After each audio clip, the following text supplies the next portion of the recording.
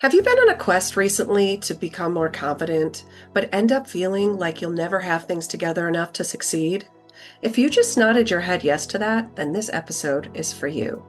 I know how easy it is to get trapped in this dead end place, as well as how simple it is to get back on track. I'm excited to show you a little perspective, recalibration, and some steps to take to get confidently moving in the right direction. Today's the day that we debunk the myths about how confidence is actually developed. After tuning into this episode, you'll gain some insights into what hinders our personal growth and confidence.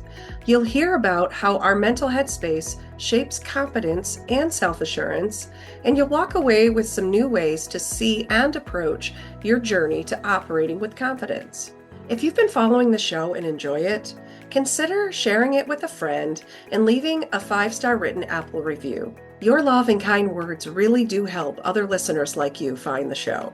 Do you crave better self-esteem and confidence but feel stuck in a fog of uncertainty? If you're ready to get clear on your future and plan for personal success, this show is for you. I'm Jennifer DeBellis, award-winning author, speaker, and life coach. I show women like you how to cut themselves free from worry and self-doubt to confidently fulfill their greatest desires. Ready to restore your inner warrior? Then turn off those distractions and tune in to this next episode.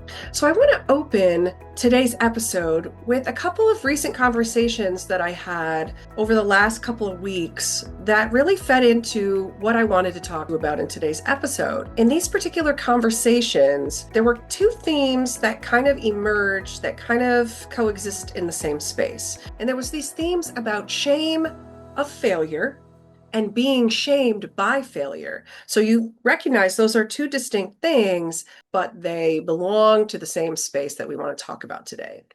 So in one instance, a friend is going through this major rift, and it's this really stressful time, and it's bringing a lot of old triggers in. And my heart was breaking as she was like, Jennifer, like, what if I fail? What if they win? What if they beat me? And my heart was just like, ugh. And I was just like, oh my gosh, this sounds like conditioned self-doubt. And it got me thinking about the classic abuse patterns.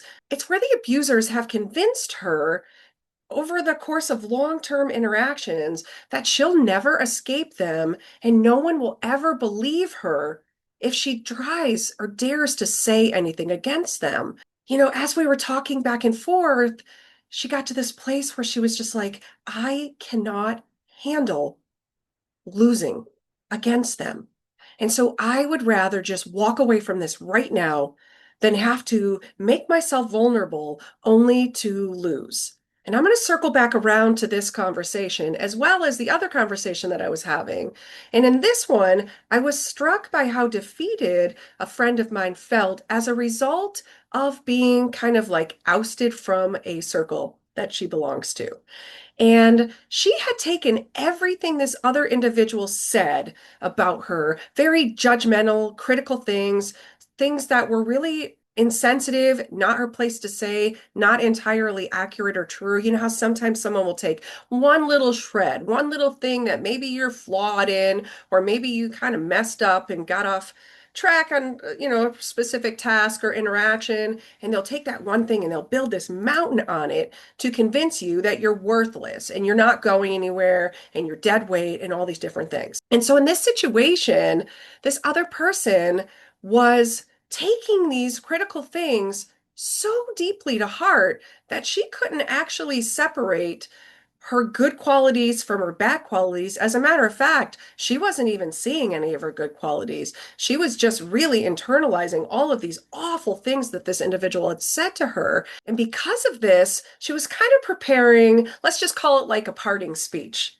She was preparing some kind of response, and this response fed into this other person's toxicity while diminishing her own value and confidence in her abilities. And it was really sad for me to see that, but I was really grateful to be in the company of each one of these individuals so that I could kind of challenge some of this thinking and I could speak something positive into their experience. And already today, one of them reached out to me and I can see the positive direction that she decided to take things. And it's really encouraging to see these outcomes. And I have every faith that my other friend is going to come through this stronger. And before I get into what transpired in these conversations or the things that I'm going to choose to include, because these are their private matters, I want to share a little analogy. So I was thinking, obviously, over the last week about how confidence is actually formed and all the misconceptions that we understand about confidence, but also about the competence that drives confidence. And I want you to think about, imagine that your headspace is like this organization. So it's like this business or this organization. It exists in kind of like this space, this environment. Let's think of it like a building. And it's run by departments. And these departments are staffed by staff members who are the workers. So I want you to think about your emotions as these staff members who play particular roles within these departments or these divisions within the larger building, within the larger organization. And for instance, I want you to think about like anxiety. We all know about anxiety. Anxiety is a staff member who works in the concern department. And so does worry, anxiety's best frenemy. And when you think about a scenario like this, picture yourself as the CEO.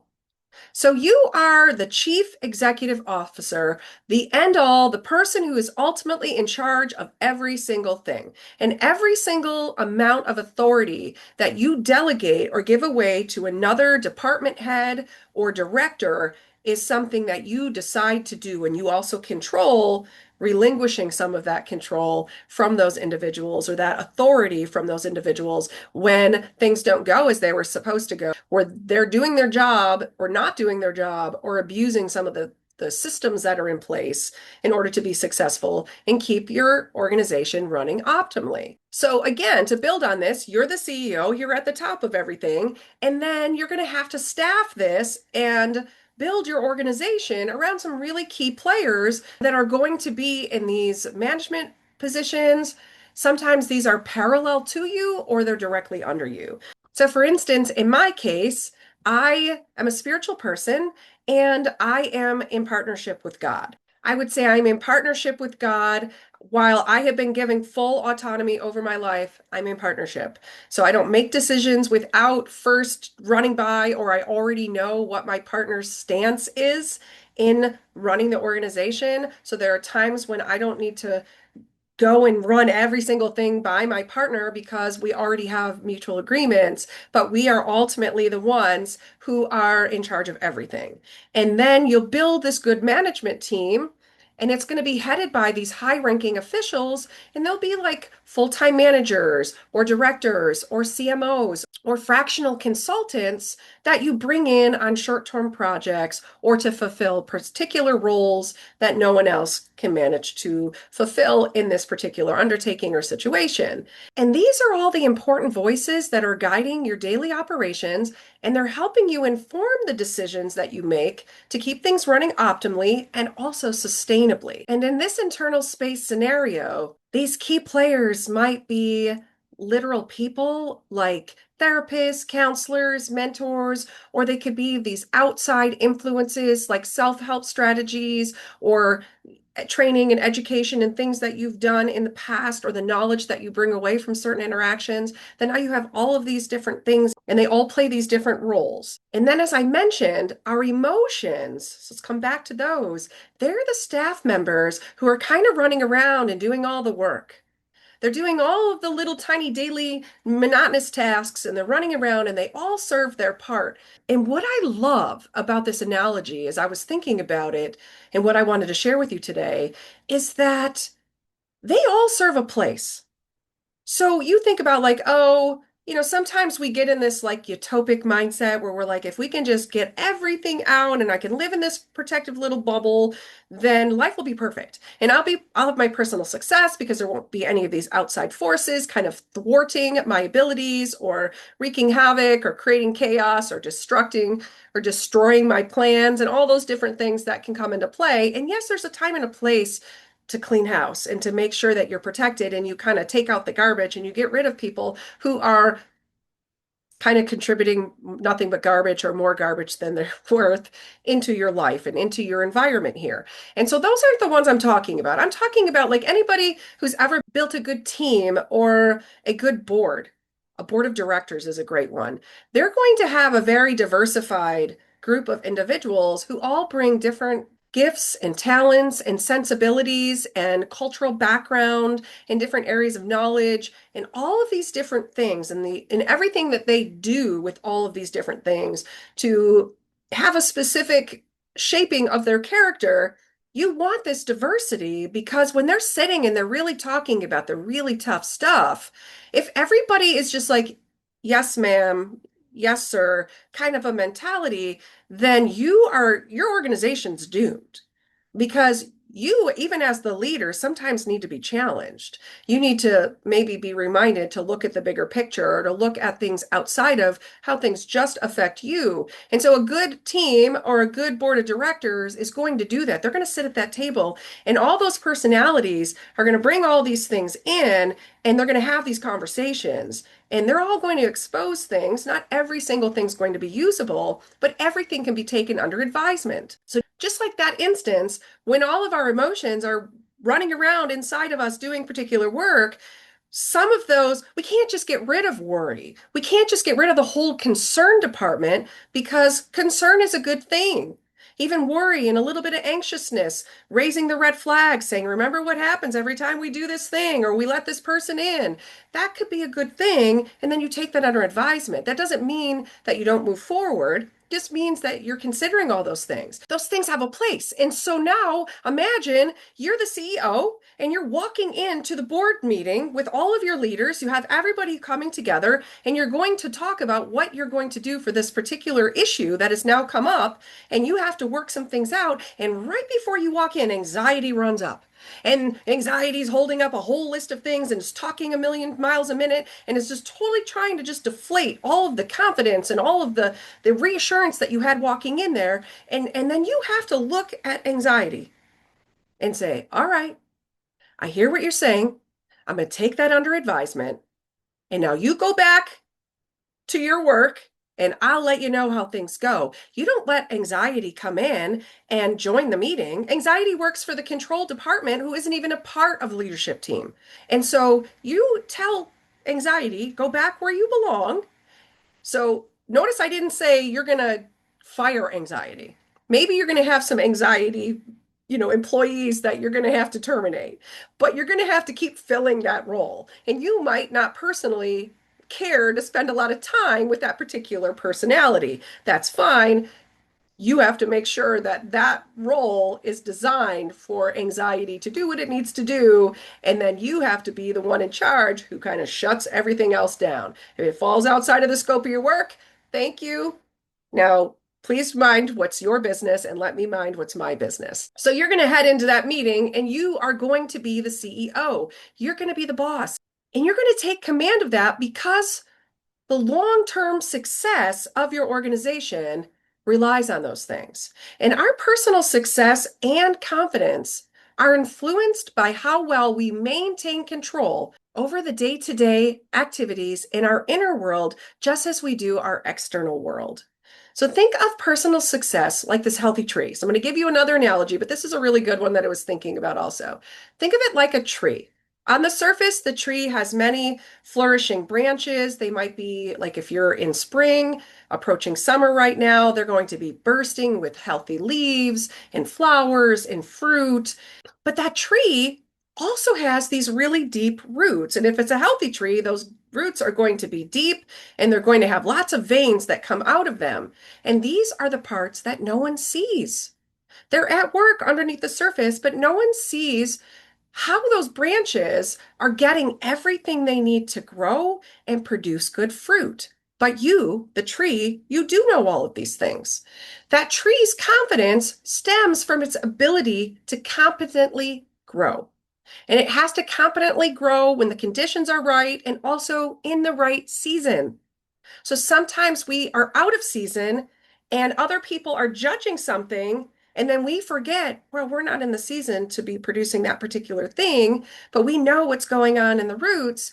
And it's easy if we don't stay hyper aware of those things for someone else to confuse us or to get us to believe that we're off track or that we're not successful or that we're failing or all the things that lots of ill-willed people will try to speak over your life. And so I want to give you some clarity on competence. It's more than how well we do something or accomplish something. So I was thinking about competence. I was listening to a podcast a few days ago, and I heard someone talking about competence. And her definition of competence was really heavily rooted to how well we have done things in the past. So it's like we've done things enough times in the past successfully, and we know how to execute that now. So now that competence comes from that, and then the confidence stems from that. But I want to challenge that way of thinking because I would say that is one definition. I don't want to come in here and say, nope, that's wrong, and my definition's right. But I want to say competence is far more complex than that. Competence to me, especially when I'm working with my college students or I'm working with my coaching clients, and we're talking through some stuff and we're talking about how do you keep taking these risks, high risk, low stake instances where, yes, those are instances where our competence grows, trial and error, and then we learn how to do things better or we learn how to do them exceptionally well. And of course, it's easy to be confident in those situations, and it's easy to just see competence at work because you've done something, you've learned some things, and now you're executing that with excellence. And that is at the high end of competence. But on the other end of competence, if you think about you're doing things again.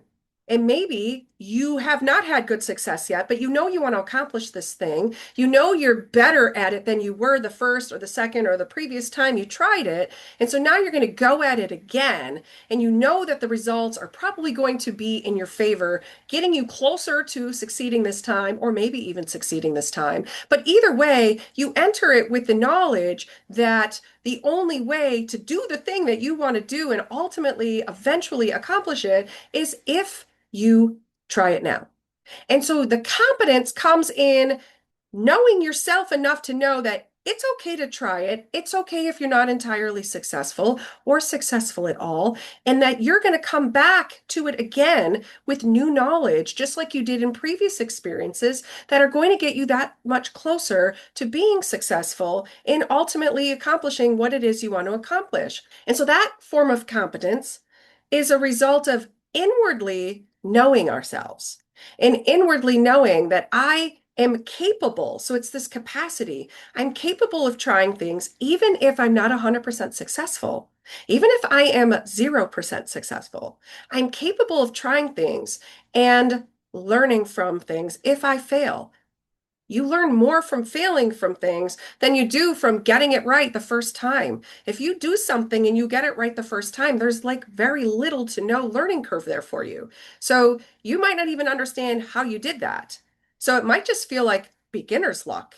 But when you fail at something or it doesn't go entirely right, then you know, like, okay, I am going to come back to this, or the next chance you get to come back to that, you are competently coming forward, and that your confidence is going to work through you, even though you may not have been successful yet. And even though you might have all of these staff members, all of these emotions reminding you about what could go wrong, reminding you about what could go wrong, what has gone wrong, how you are inept in this way or that way. And if we don't get to a point where we try to tell them, go back to your desk, I'll let you know, I'll take it under advisement, I'll let you know how things play out, then we're going to be stuck in that dead end space thinking that our confidence comes from a different place and that we're never going to achieve that personal success. We will feel defeated and always and at every turn, like we never are going to find our way to the right path toward our personal success. So competence comes from learning to perform that task efficiently or well. And it's that learning part that these deep roots in the tree have all those veins that go out because it's looking. Every single vein that goes out in that root system doesn't always find what it needs, doesn't always find what it's looking for, doesn't find enough maybe of what it's looking for. So it has more veins and more veins that are like, okay, this is a dead end, let me vein off here. And so when we think about that tree analogy, competence just like those roots with its shoots and veins are eventually working things out underground for us so that what's above ground can thrive. And no one sees that.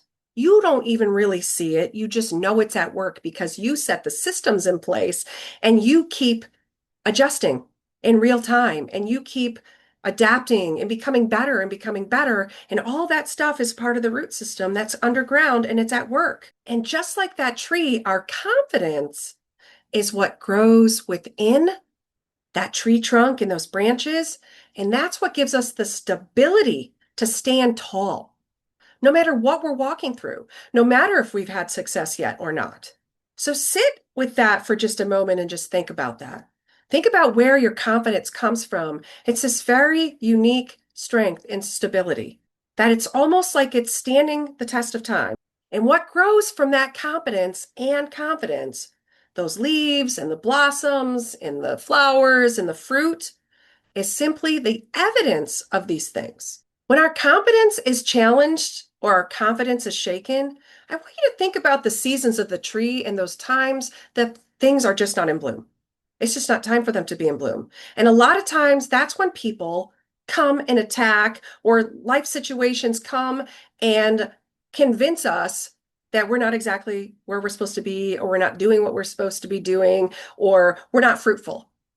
And that's a really dangerous place to allow yourself to get stuck because competence is better defined by how grounded we stay during those seasons, but also during the seasons where we're producing exactly what we're supposed to be producing. So sometimes our competence is better defined by how grounded we stay to ourselves as we manage situations, complications, and trials, not by how well we master every step along the way. The competence that feeds our confidence is rooted to our capacity to cope with our emotions, the level of authority that we exercise, how we apply prior knowledge and adjust in real time.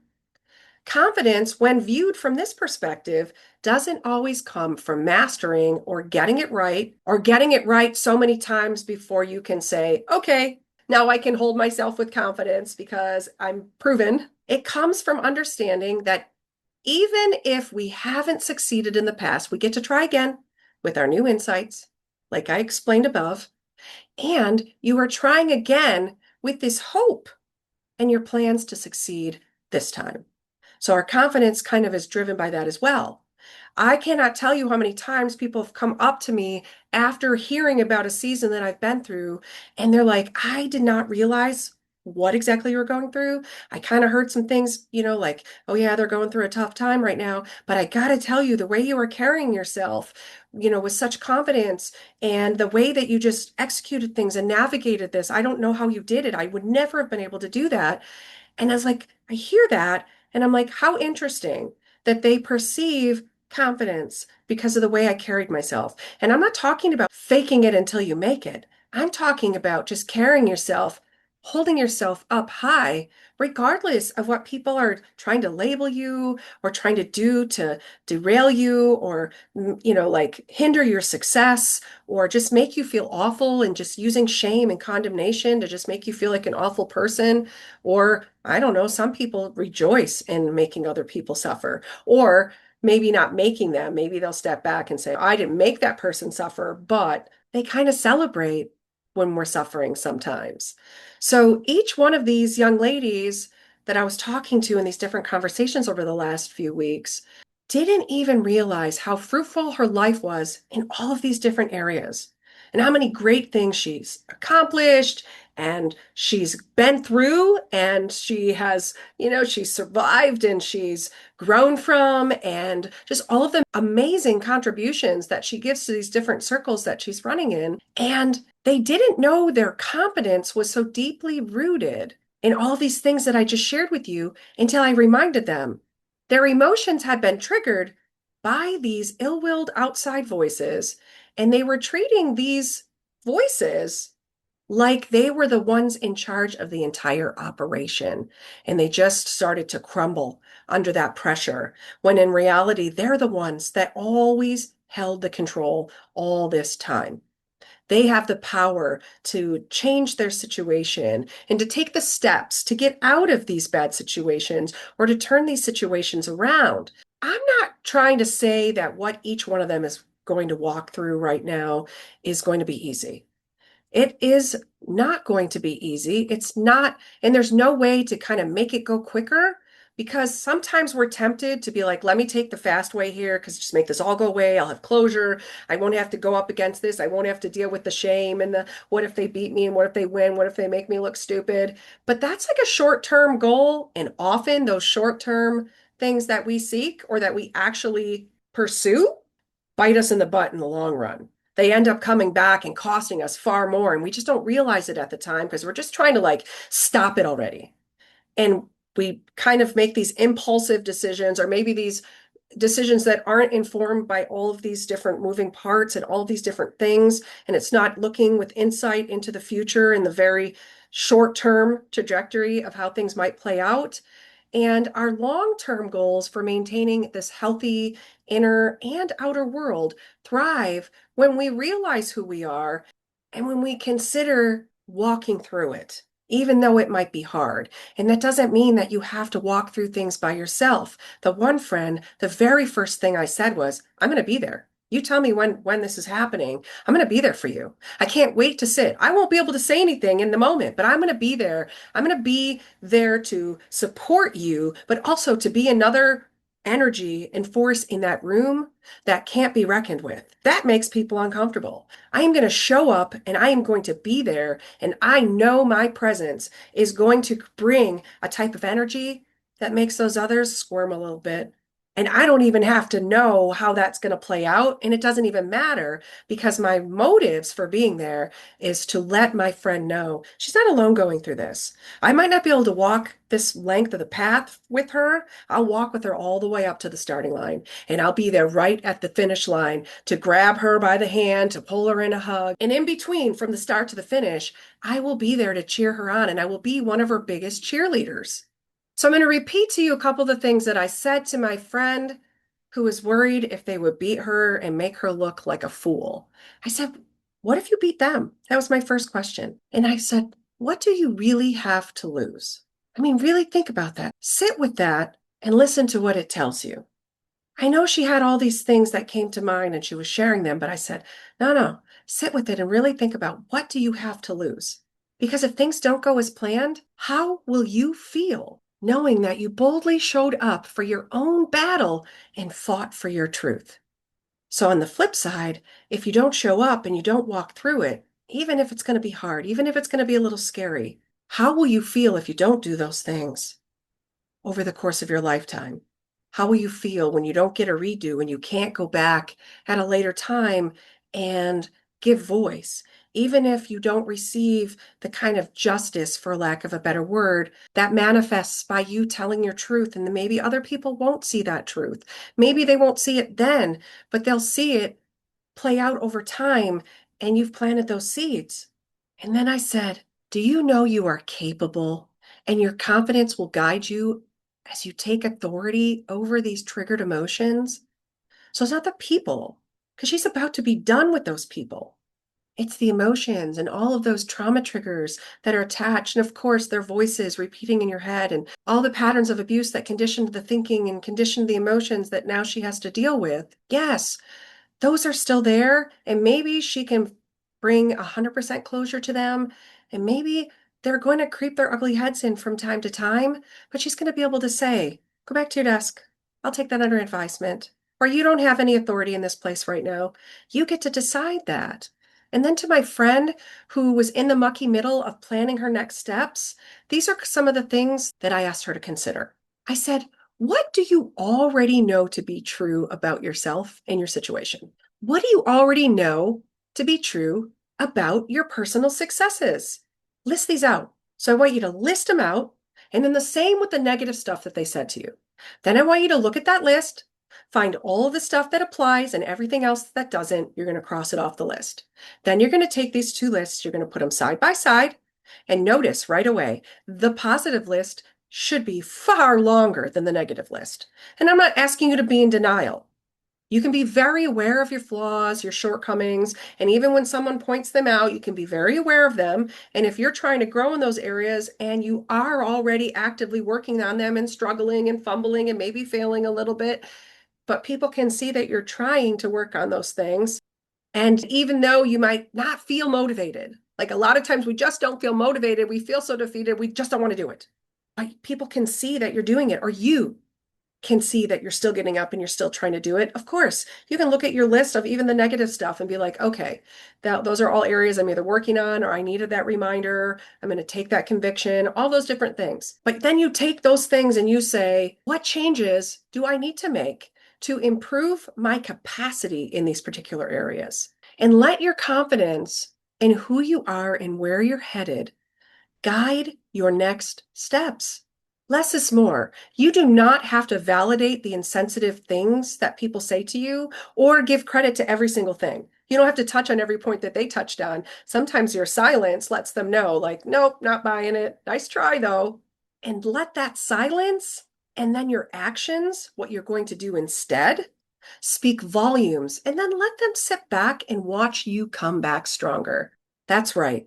Because you're going to come back and you're going to come back stronger, because that's what we're here today doing. We're talking about how do we keep going? How do we grow? How do we develop or operate in a confidence that maybe is already there, lurking below the surface of our inner world, and we just don't even know how to tap into it yet because we don't know how to find our way to it. I have experienced so much empowerment from exercising that silence that doesn't tap into every single thing.